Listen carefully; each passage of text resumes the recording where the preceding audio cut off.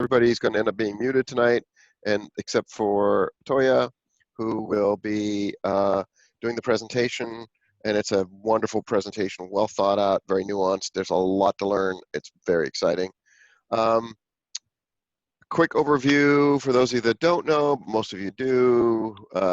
We've been out in the business land for 35 years, and actually, yeah, exactly 35 this year. So we manage about $2 billion in assets, about 7,000 units in condo associations, 2 million square feet of commercial property, and about 1,800 in apartments. We've been doing that, as I said, for 35 years. I wanted to give you a really short overview of reverse exchanges before we get the in-depth cut and paste version from Toya. I'm sorry, the in-depth version from Toya, and why reverse exchanges are so important. And more of our clients are using reverse exchanges, and Toya will give us the whole blocking and tackling on that. But obviously, it's part of a 1031 strategy. You own something, you want to buy something else, you're having trouble finding something else. You find something, but you don't want it to run away. So you buy something first instead of selling something first. And typically people do that because they've exhausted their depreciation shelter, or I love this word when I wrote this down, and have reached their investment return apex. Isn't that great? Have reached their investment return apex. So in other words, they've sort of used the property to its maximum ability, and it's a good time to reposition their investments. So it's also a good way to hold on to investments as you're in the marketplace trying to move your own. It's an amazing tool, and you just have to have a little bit of cash to make it work right for you. Give me a second here. So as I keep stalling for just another minute or so, seeing if anybody else is logging in. Toija Beutler, graduate from Lewis and Clark Law School, joined Oregon State Bar in 1982. That's about the time I graduated from graduate school as well. After leaving private practice, she began her 1031 career in 1992. She was a real estate attorney, and she has 30 years of experience in structuring and documenting tax-deferred 1031 exchanges for clients for properties located in Oregon, Washington, Montana, and also throughout the nation, because a lot of people trade in and out of Oregon. She has a commitment to individualized customer service, and she's focused on just 1031. She has a team of real estate professionals in her office, tax advisors and attorneys that work with her. And she's taken what was a small company and made it a powerhouse in the metro marketplace, actually Oregon and Southwest Washington. And she really understands both real and personal property exchanges, reverse and improvement exchanges, and has a good handle on the changes in the marketplace as they occur. And then Chuck said here, I found a wonderful Zoom master who saved my bacon for Zooms like this. Calliope Galaros, please let me know if you'd like her to contact your contact information. Absolutely, this is so bizarre. We've never really had this problem before. So as you put your emails into chat, Luke will pull them up, and at important opportunities in time, we'll interrupt Toya and say, oh, this is a good question. And then she'll say, oh, wonderful, I can't wait. Abby is going to be running the PowerPoint presentation that goes along with Toya's. Before we get going, I don't have to tell you where the restrooms are because you all know. So does anybody have any questions? Hearing none. Toija Beutler, you are on the stage. Thank you, Cliff. Thank you, Cliff. My favorite topic for sure. My only topic, let's be honest. Yeah, and frankly, this is a great presentation because Cliff helped me with a lot of thinking on it, and really it is a terrific outline. And it's, I know that's in the evening, and this is tax law, and it can be pretty dreadfully boring. But I think we've got a presentation here today that you can relate to, connect with. We'll tell some stories. And to be honest, reverse exchanges, I'm holding this conversation 2 to 5 times a day. it'll only turn into maybe 5 a month. But in the current market, well, I mean, it's just a real challenge, isn't it, trying to find replacement property. So we're holding the conversation a great deal. You'll see as we go through the material why we don't do anything more than about 5 a month, but it is a legitimate strategy. And when an exchange works, frankly, it's a thing of beauty. It really can achieve some pretty tremendous goals for our clients if we can get all of the dominoes to line up for our client. Let's go ahead, Abby, to the next slide, and we'll talk about what is a reverse exchange. Now, we're doing well over 100 exchanges a month in this office, so they're almost all forward. First we sell, then we buy. Well, what's a reverse? A reverse is when our client wants to buy first, close on the new property first, then close later. Reverse exchange. Well, when are they even worth considering? This is my opinion. They're worth considering when there's gain in the property that's being sold of at least $100,000 or $100,000, enough gain in there to make it worthwhile. They have found, our client has found the to die for perfect replacement property, and as Cliff said, they don't want that deal to run away. They found the right property, and the seller of that property won't wait for our client to get their old property sold and closed. So they've got to have substantial gain in the property, the right property, and a seller who won't wait. And then that's when a reverse exchange is something to be considered.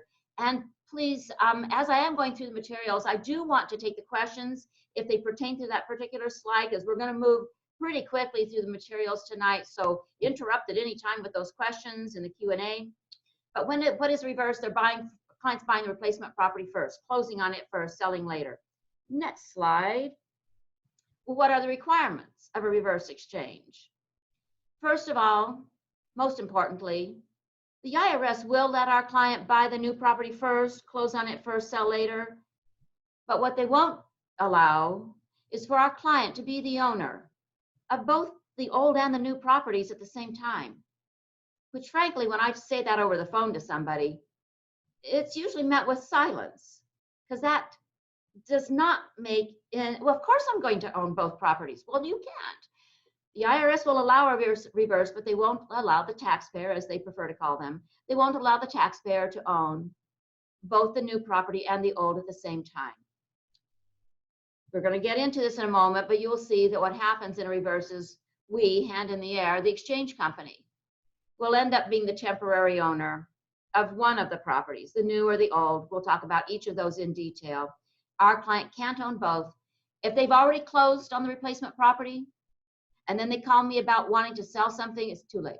Once they own both, they're dead in the water. So they cannot own both at the same time. We end up a temporary owner.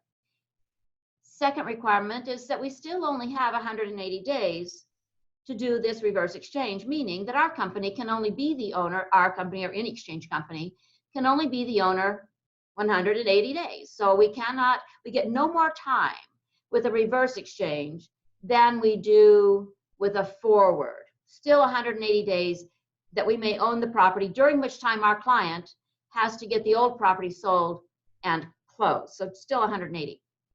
And then the last point here is that every reverse exchange we do is customized. There is, frankly, most forward exchanges can get a little customized as well, but the reverses are absolutely customized. There is no cookie cutter for them. And you'll see in some of the later slides the factors that have to be analyzed to determine just exactly how do we structure this particular reverse exchange for the client. They are always, always customized. There's no one way to do a reverse exchange. So our next slide, let's go to that. We're going to get an example here. And Cliff, if you have a question, you interrupt me. And if I'm going too fast for people, and this is only iced tea, decaf, mind you. But anyway, if I've gone too fast, Cliff, you'll recognize that and slow me back down a bit. One example is where we were going to park the replacement property. And whether we're parking replacement or relinquished, the one they're trying to sell, regardless, there's a different structure for each of these. Parking the replacement property is the most common. We usually park the replacement. Well, here's our example of a client who is selling a hotel. I'm getting a bunch of calls again about hotel sales, which we hadn't seen any for the last year, obviously, but now we are. Client is selling a hotel, wants to buy an apartment building. So the hotel that's on the market, it's a $2 million sale. They only have $500,000 of debt, equity of $1.5 million. We're leaving out commissions, of course, and closing costs in these discussions. So $2 million sale with $500,000 mortgage and $1.5 million equity. They want to buy an apartment that will be a $3 million purchase. They have cash of $1 million they can work with, and then that means they'll be getting a loan of $2 million. So there's our example of wanting to buy that apartment first, then they'll sell the hotel. So let's go to the next slide and kind of look at the particulars of parking the replacement. It is, as I said, the most common. It is the easiest for some reasons you're going to see when we get to the parking the relinquished and see why that is so difficult. This parking the replacement gives us more flexibility to deal with the math of the properties that we're talking about here. In particular, it is the best structure when the equity in the property being sold, $1.5 million, if you'll recall, in the hotel.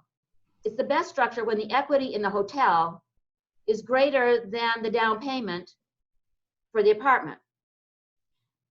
And we're going to have fewer costs for the client. It'll be a less expensive strategy for our client if we park the replacement property for our client. Now, let me explain a little bit about that equity issue. So if we park the apartment with our company, and it's commercial loan, and our company, you'll see in a moment, we're going to set up an LLC to be the owner and therefore the borrower for the apartment. So when we go to close on the apartment at $3 million, our client has down payment money of $1 million. They'll bring that $1 million to closing. With the $2 million loan, we buy the apartment. When the hotel sells later, but it had equity of $1.5 million. When the hotel sells later and our company in the forward part of this exchange gets $1.5 million, we're supposed to use that $1.5 million to buy real estate for our client. They did loan us $1 million to buy the apartment. So I have given them a promissory note for $1 million. So when I get $1.5 million from the hotel, I will pay them $1 million of that, paying them back the down payment money that they loaned to us to acquire the apartment. But I still have $500,000 of cash that I'm supposed to use to buy real estate. The good news is when I'm the owner of the apartment, the lender, it'll have been prearranged. The lender will allow us to use that $500,000 excess cash to pay down the mortgage on the apartment property. While I'm the owner, I use that $500,000 to pay down my mortgage on my property. And once I have applied that excess $500,000 toward my property, then I can deliver the apartment property to my client, having fully sheltered all of the equity coming out of that later sale from the hotel property. So with us being the owner of the replacement property, we have the ability to absorb and utilize all of the equity that later on comes from our sale. So it gives us some flexibility that really is very desirable, because in most cases, our clients don't have a full down payment that matches the equity in the old property. They don't have $1.5 million down payment for the new property. They only have $1 million. Then with this strategy, I'm able to utilize that excess $500, fully absorb, fully shelter them, and a nice result for the 1031 exchange. There's fewer transactional costs because we will have only one closing. When the apartment is sold, it is transferred to us.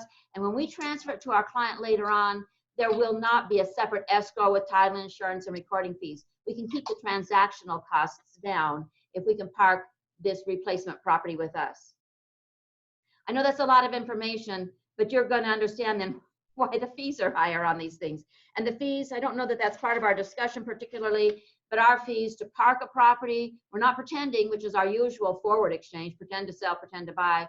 For us to be the temporary owner of an apartment property at $3 million, our fee is on the order of $9,500. $9,500 instead of a usual $750 to pretend to buy. So our fees are higher, but the transactional costs are kept down if we can park the replacement property.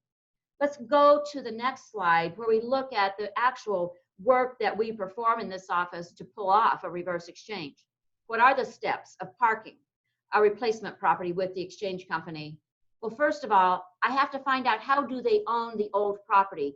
However they own the old property, some LLC usually, that's my client. I'm doing this work on their behalf. So I've got to make sure. Then ultimately, I need to make sure the ownership, when I step out of the picture, I have to make sure that the ownership of the new property, in fact, does match the ownership on the relinquished. I've got to verify the vesting on that old property. We then form an LLC. We do these parking arrangements all over the country. We own some properties, certainly in Texas right now, Florida. We've got something in South Dakota, Washington, Oregon. So we're just, wherever our client is selling and buying, we're parking properties. So we form an LLC in the state where the property is located. We'll need to get a tax ID if there's a lender for the property. We will create an operating agreement for the LLC. Generally, what we do is, we're the member, of course, of the LLC, but generally we will designate our client as the manager.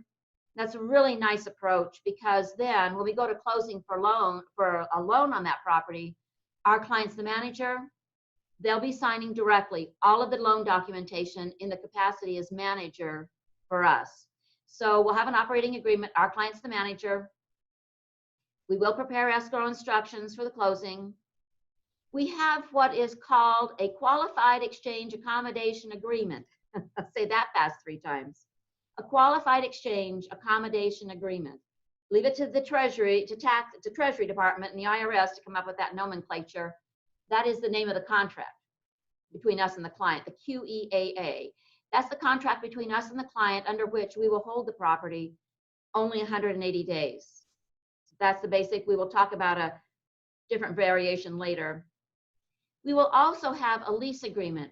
So while we own the apartment building, we are not going to be really involved in the management of that, nor the income. We have a lease agreement under which our client will collect all income, retain all income, will service the mortgage, and furthermore, that lease agreement is critical for some tax reporting.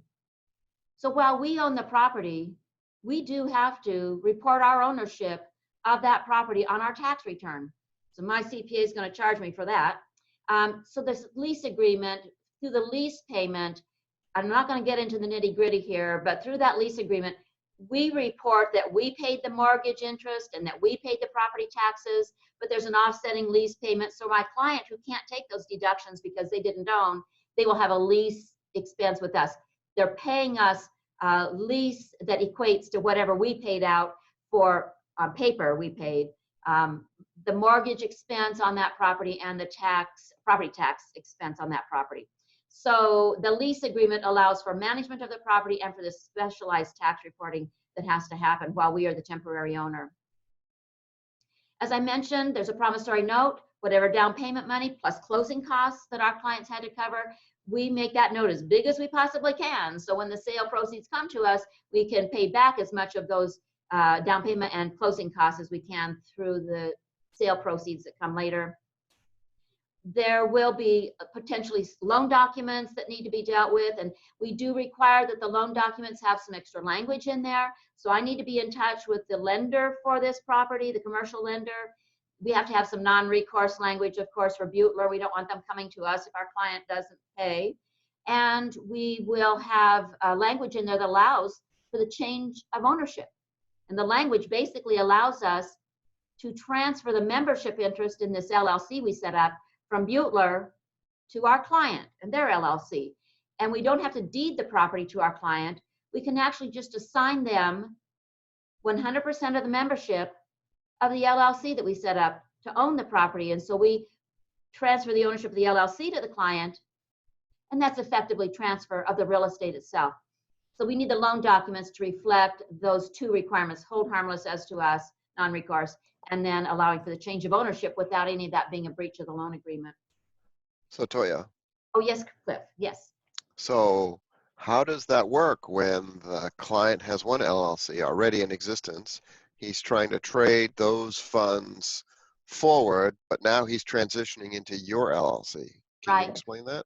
Right. So when we're doing the transfer this way, we set up an LLC that our client is willing to keep. And so now their old LLC will eventually become the member of the new LLC. And so there now my client has an extra LLC they might wish to not to have had. And so if they really, really, really don't want another LLC in their life, then instead of us transferring the membership out, we can deed it to the client, deed the property to the client instead. They'll get some extra recording fees. So, and we have a change of the borrower name. Honestly, when there's a commercial loan against the property, it is in the client's best interest to keep the LLC we set up and just come in and change out the membership and keep that LLC, which is an umbrella, and their old LLC is the member, and it's the same as if the old LLC owns. Yeah, that's how the taxes track. That's what I was asking. That's exactly right. Disregarded this LLC, now that they're the members, a disregarded LLC reports under the old tax ID of the old LLC. So got it. Right. That's So it's really basically the very assumed. best when there's a loan in place. Yeah. Thank you. We do also want them to make sure that the liability insurance shows this LLC of ours as an additional insured. We've had a little oops once upon a time when we owned it was a rental property up north of Seattle, and my client, and it amused me just a little bit. Oh, maybe I'm getting ahead of myself, but I will tell the story. My client sent me a photograph of my, if you will, my rental house with a tree laid across the roof. So yikes. It had been a windstorm and laid the tree down on the roof. The good news is we were insured through their liability policy, and the insurance agent got right in there and got it taken care of. So these are the kinds of considerations, the issues, the documentation that has to be sorted out in order to fully structure a reverse exchange. Parking the replacement property. I want to go to the next slide and talk a little bit about financing. So how do we finance this replacement property? We, for our, higher fee, we do not have down payment money. So somehow your client's going to have to, and I think Cliff alluded, they're going to have the cash to do this. Our client or you, the investor, it's coming out of your pocket somehow. So out of pocket, if you have cash. And I had a call this afternoon, and they didn't really want to. They were just wanting to buy a house for $750,000. Well, they could find $750,000 somewhere in their piggy bank out of pocket. Beautiful. That's going to make that reverse exchange as easy as a reverse exchange can be. Out of pocket, super. Can they come in with some cash down and conventional financing? And that works beautifully on commercial properties like we're talking about tonight. Apartment properties, hotel properties, office buildings, commercial. Cash down from the client and conventional financing. The banks will do it. I've done these loans with every bank in our market here. They will do that cash down, conventional financing with our company, the temporary owner of the property. Equity in the hotel. If they can't get their hands on enough down payment, we believe that they can tap into the equity in the hotel that they own with a line of credit or something. So pull equity out of the hotel to help out, boost up that down payment money, or perhaps some other asset where they can access cash. Or frankly, when all else fails, does grandma have some cash she can loan to our client? We really don't care. We really don't care where the money comes from to purchase, other than robbing a bank. I prefer not, but we don't really have any restrictions on where funds can come from in order to fund the down payment and purchase of the new property. So all of those options are on the table when we're trying to figure out how to finance this purchase. That's the good news. Okay, next slide. Now we're going to talk about parking the relinquished property. And here's our example. Client is selling a single family for $500,000. When they get around to sale, they'll sell it for $500,000. And they want to buy a fourplex for $1 million. And they need financing. They don't have $1 million available to them. And this is not going to be a commercial loan. This is going to be Fannie Mae, Freddie Mac. So they're wanting to sell single family to get into fourplex and build that portfolio of rental properties. Well, for financing reasons in particular, we cannot be the owner of the fourplex. The bank isn't going to finance our client with Fannie Mae, Freddie Mac product if we are the owner of the fourplex. So this is the scenario where we are most frequently having to park the relinquished property with our company. So the next slide. So we use the parking of the relinquished property when we can't park the replacement for various reasons. lender issues being the primary.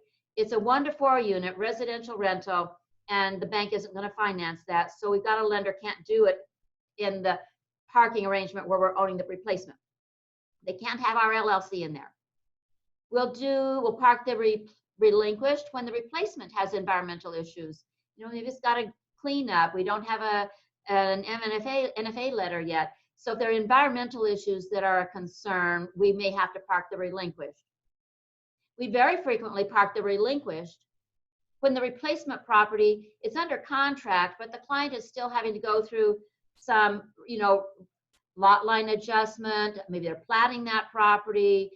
There are jurisdictional issues that have to be sorted out. We had one where it was a property in Salem, and the city of Salem was involved in that property getting it approved. So there's some obstacle to us being the owner of the property without creating a great deal with complication, and it becomes, if you will, simpler to park the relinquished with us rather than get us in the middle of all of what's going on with that replacement property. It takes more time to set up a relinquished parking arrangement, and here's why. If we're parking the replacement property, it's already under contract. The escrow's been opened, the title report has been pulled, and now the sale is delayed. And so now the client's saying, oh, we got to close on the new. The good news is there's an escrow ready to go. And we can, within a few days, we still have to set up LLCs and operating agreements and all, but we can, within a few days, okay, give me 2 weeks. 2 weeks. We can get ready for parking that new property with us. If they need to park the relinquished, well, there's no buyer for that yet, generally. And so we're going to have to create a purchase and sale agreement. That's one of our additional documents, is a purchase and sale where the client is selling that property to us. Once we have entered into that purchase and sale, then we take it to the title company, then we open up an escrow, and now we wait for the title search to be completed. So that title report for that property that's going to get parked with us is the slower part of that form of parking arrangement, parking the relinquished. It's the title process that slows us up a little bit. There will be higher transactional costs, and here's why. When we close that sale, your client is selling it, the investor is selling the property to us. There's an escrow with escrow fees, title insurance fees, recording fees. When the buyer comes along, the true buyer comes along for the property, we're going to have to set up a second escrow. And there'll be escrow fees and title insurance with a discount, but still, and another set of recording fees. So they're going to have double closing costs. The first when it was parked with us, then a second set when we transfer the property to the ultimate buyer. So a double set of closing costs, which we will only have a single set in most cases, just a single set if we can park the replacement. Next slide. Real fast, I did see a question, Toya. Matthew asked, what LTV do you typically see for these loans? What LTV do we see? I'll be honest, we don't pay. We don't pay attention. They're usually, you know, I'm going to say they're 60, 70%. It's, you know, but I don't actually pay attention to the LTV. We're just looking purely at cash down and the number on that loan balance. And that's what we really focus on for purposes of 1031, to be honest. Any other questions? I'll go, let's see, how did I, okay, let's see. I want to, yep, that's the slide. There we go. Good news. Okay, question comes up about what risk is there to the exchange company owning a property of our clients? And trust me, we've taken all of this into consideration. First of all, what if while we are owning a property, a title claim arises?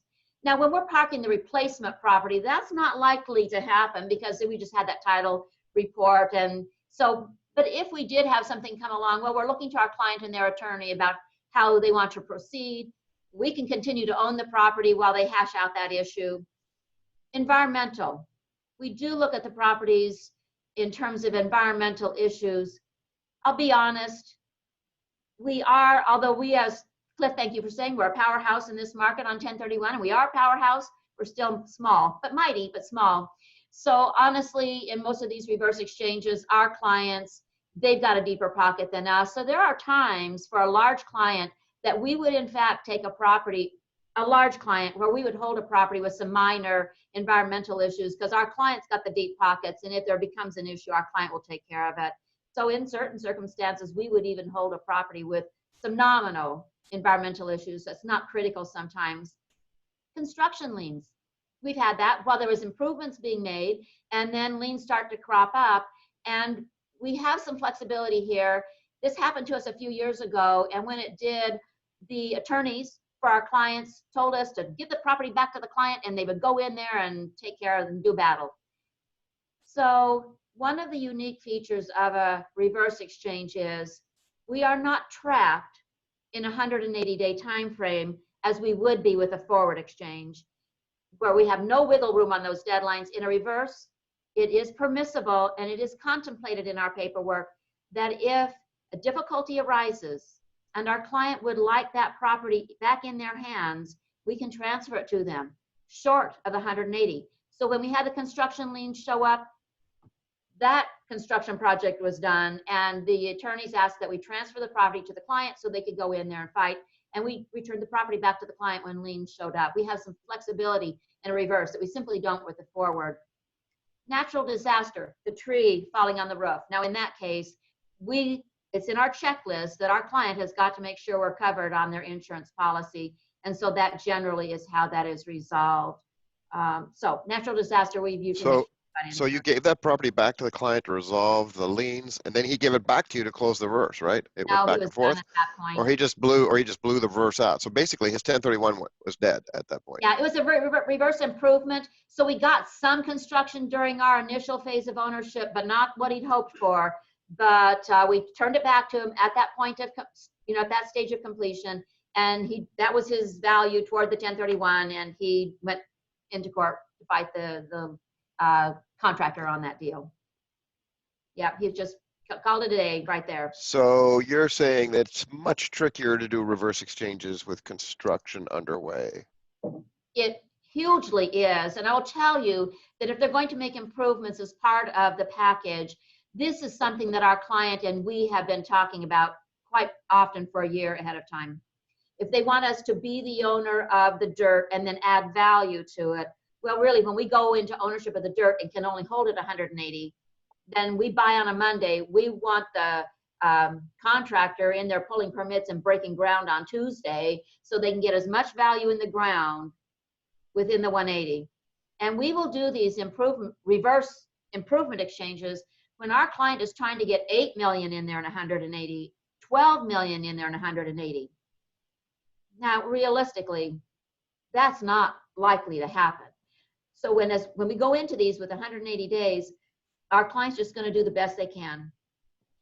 We'll not hit the 8 million target, but if we can get it to 7 or 7.5, I mean, that would be a win.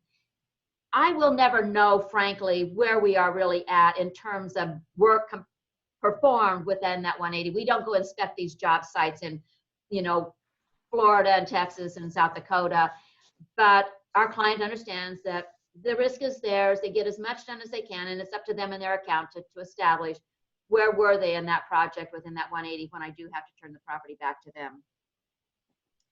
Which, let's go to the next slide and just kind of recap a little bit of what you've heard already from me here, is that the challenges of a reverse exchange are hugely the financing. If it needs financing, getting a lender to come along with the program, and with enough time in advance, getting me in touch with a lender early on, because my client goes to the lender and says, hey, lender, I'm doing an exchange. And the lender says, oh, great, fine, no problem.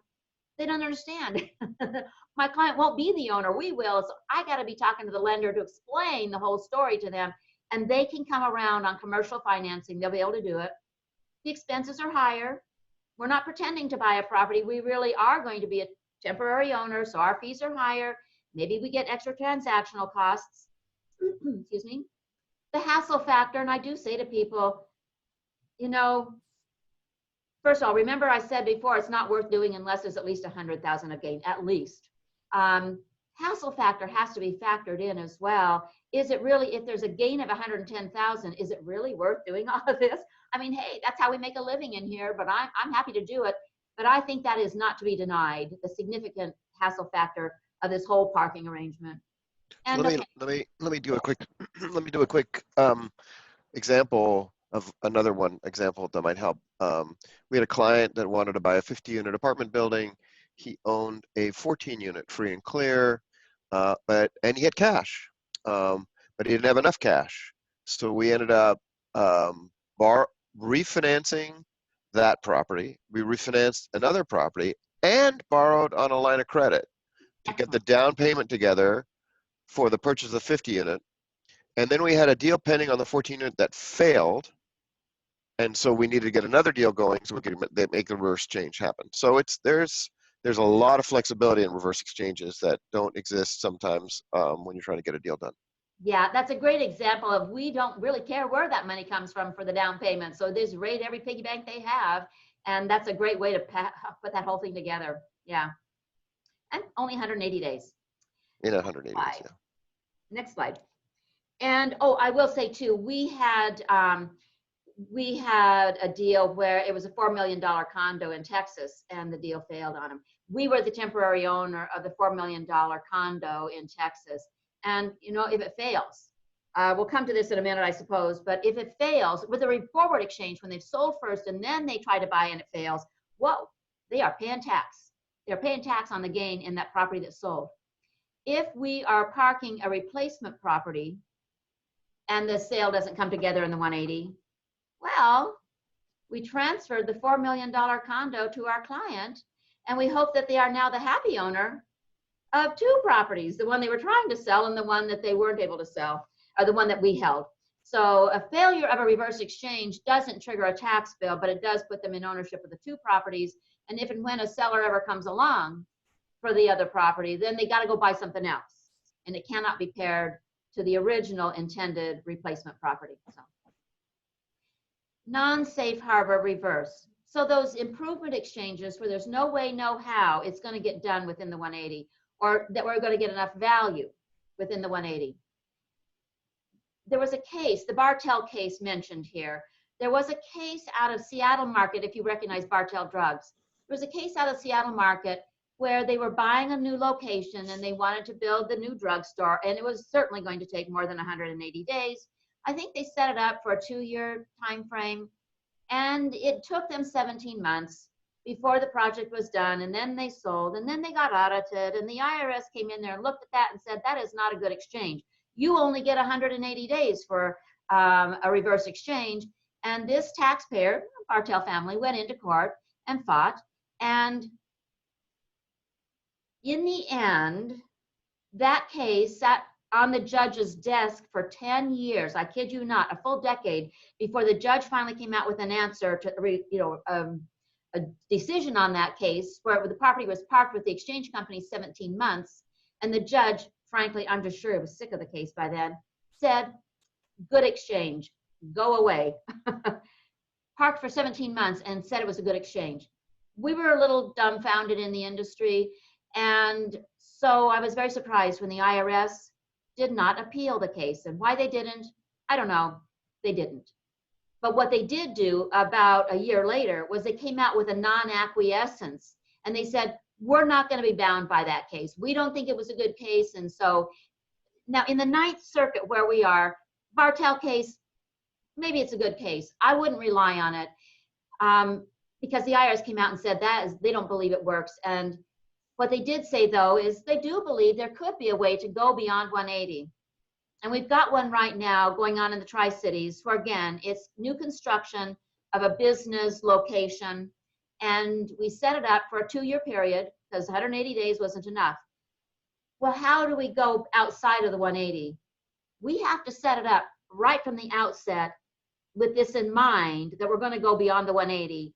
And what the IRS alluded to in their non-acquiescence to the Bartell case was if you need to go beyond 180, then the exchange company needs to be at risk.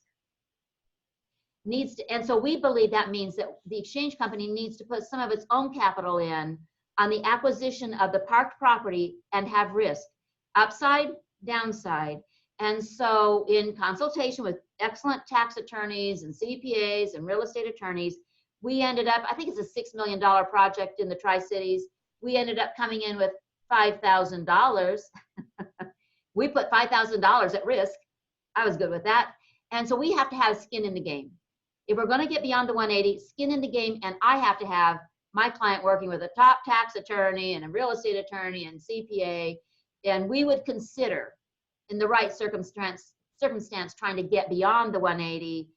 But the rules that we really have are only 180. But I let you know in the right circumstance, maybe we could get ourselves beyond that 180-day time frame. But it's got to be set up uniquely for a non-safe harbor right at the outset.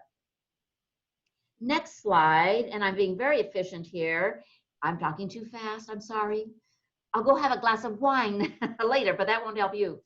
Toija, you're not talking fast, but I will say if you do have questions, please type it into chat to myself or into just to everyone, and we will ask those questions for Toija. So since she was in a little bit of a break, questions are definitely encouraged. Yeah, I love them. Okay, well, what are the alternatives to a reverse exchange? And the reason my 2 to 5 calls a day turn into 5 a month is because of these alternatives. If there's some other way to do this rather than in a reverse format with us being a temporary owner. So there's no rocket science here. For additional earnest money, can our client go to the seller of the target property and, instead of paying Beutler Exchange Group $7,500 to park a property or whatever our fee might be, can they sweeten the pot, a little more earnest money to get the seller to wait? Can they make some of it non-refundable to get the seller to wait? Can they just go in there and auction the property? And then they'll exercise the option when their sale comes together. Or can they lease the property with an option? See, it's not rocket science. It's just beg, borrow, or steal an extension from the seller. And that is almost always how this resolves. If it is the to die for property and there's enough gain in the old, well, sweeten the pot with the seller. Now, there are properties that the seller's not going to wait. And then if our client can figure out the financing, okay, now we go into a reverse exchange. But if one of these other ideas would get that seller to wait with us, that would be the best. One thing I do have to say, though, is they have to be careful how much earnest money they hand over to the seller. My client is so desperate to get the property, they kind of hand the seller as much money as they want. We do not want that earnest money deposit to exceed 10% of the purchase price. So if we have a purchase price of $3 million, okay, probably all right to offer the seller $300,000 of refundable, please, earnest money. But when they exceed 10% of the purchase price in the earnest money, it raises some other questions I won't drag you into right now. But so we don't want them to give too much earnest money, but we feel reasonably comfortable with the 10% earnest money deposit. Next slide. Oh, yes, there we go. Oh, yes, and this is just to illustrate the failure, again, another story. So we had a client where we parked a commercial property and they were not able to get their old property sold within the 180. And it was at the time that commercial properties, okay, this is 3 years ago, commercial properties are flying off the shelf. And why were they not able to sell that property? We parked a property only 180 and the old property hadn't sold and closed. So we had to deliver to our client the new property and they still owned the old. And I asked my client, well, what happened there? I mean, everybody else was getting their stuff sold. Well, unfortunately, they were in Northwest Portland and the property that they were trying to sell at the time it went on the market had campers around it. And so the campers were not moved along until about 4 months into the 180 days. And that was not enough time then to get a buyer in and get that sale closed. So this reverse exchange failed. They had paid us a fee to try. But when I transfer back to them the property they'd hoped to match up, they just now are, again, I say, I hope the happy owner of 2 properties. And if and when they can ever sell that commercial building, they can take those dollars and go buy something else. But it cannot go into the property that was originally parked with us. But no tax bill. They're just out the parking fee for having tried. So that's the downside. No tax bill. That's the best part of that consequence of a failed reverse exchange. And I think with that, we're ready for any questions that we haven't answered already. I think the one thing I want to say here is that if you have any questions, call. I think our next slide has our contact information. And that's really the satisfying part of our work. We're paid for paperwork and closings. mostly fill in the blank. Now, in the reverse exchange, it's more complex, but still, once we figure out the answers, they fill in the blank. But most of our day, and the three of us are attorneys and a paralegal, most of our day is on the phone with, what about this? How about that? Can I do this? What do you think? And that's the satisfying part of our work, and why I've done it now 29 years, is being that resource and taking those questions and trying to roll up my sleeves and try to help the client get to the goal. I will also say, though, that half of the phone calls we get in here will not turn into a 1031, because whatever the goal is runs up against some brick wall. There are a lot of rules around 1031. We didn't cover the rules around 1031. About half the calls we get, we're just going to run into a brick wall that we can't get over. But we're happy to be that resource, and it's the fun part of the work that we do here. And before I let you go back to Cliff, I do want to say real quickly, as I say everything real quickly, just an update on what we're hearing out of DC, out of Washington. I was in a meeting with our lobbyist last week. He is saying that in Biden's tax proposal, 1031 has an 80% chance of showing up in there. We don't believe fundamentally that there's the political will to change anything about 1031. We already gave up in Trump's proposal. We lost 1031 we used to do personal property exchanges. So we lost that before. We've given our measure. We don't really believe that 1031 will be altered. We just don't think that will be adopted. So, but I'm a cockeyed optimist. So I think we're going to be okay. We will know better by come July, August. We won't really see the Biden proposal, we think, until early May. So we're optimistic about 1031 remaining in the tax code. This is our centennial year, after all. It would be particularly sad if they eliminated 1031. It's been in the tax code since 1921. Also, question we're getting a lot of in the office is about capital gain rates. Our lobbyist told us last week that Congress has studies that show if they bump the capital gain rate up above 27%, they start to lose revenue. So our lobbyist, his guess, and that's all it is, his guess is Biden might come in with a proposal of 25% capital gain rate, or maybe even less. So he's anticipating a bump on the capital gain rate, but he says it's quite clear they will hurt themselves if they go above 27%. So the talk about ordinary income tax rate for capital gain income will actually reduce revenues, is what we are hearing. So we're optimistic. Of course, many of us, and when Cliff first, I don't know what the capital gain rate was when Cliff started. It was 28 when I started. Cliff's been in here a little longer than me, but we might see a bump on the capital gain rate. And of course, we're watching Washington State, where somebody told me yesterday it had passed. And isn't it curious that Washington is imposing a capital gain rate of 9%, kind of the same as Oregon. So we're watching Washington State, we're watching DC to see what's coming out of there. So that's my current report on legislation. It's what we know today, which isn't much, but that's what we know today. So Luke, any questions for us, or maybe we're good for tonight? I have not seen any questions yet, but if anyone wants to have a question, please feel free to type them into the chat. Okay. I hope I didn't put people to sleep with that. It's a moving target. Thank you so much, Toija. That was really, really interesting. And, Thank you, Cliff. and it is a nuance, and as Toija pointed out, not that many people are used to doing reverse exchanges, and there are not that many that are done, but it's because they haven't really, a lot of people aren't resourced up, but it's really about having enough either money or resources or ability to get deals. It depends on how badly you really want to find money, and you can always borrow hard money. You can go get a line of credit. We work with a bank that came up with $1 million for us for a month and a half, just in order to do the other deal. And you're going to say, well, do you have to pay 5% loan fees to get that money for a month and a half? And we said, yeah, we had to pay it, but you never really know when the other deal is going to close, and it's all about timing. And if you have it, this market is so tricky right now. If you can identify a good deal, when I say the right property buy in an upleg, you want to put your anchor on it. And a reverse exchange allows you to put your anchor on it, which you wouldn't be able to do otherwise. So any other questions? If not, we're going to call it a day, I think. Head on out to dinner. You. Yeah, thank you so much. will, Yes, Luke? I actually Oh, just there's had one. a message. It wasn't a question, but this is some serious legal tax magic and very much appreciated. So thank you very much, Toya and Cliff. So the thing is that this is I think that this was well received from the audience. Yes. Thank you so much. All right, everybody. Have a great evening, and Thanks, thank you for Toya. joining us. We'll have 2 more in the fall. 2 more of these. Take care. See you later. Thank you, Cliff. Bye-bye.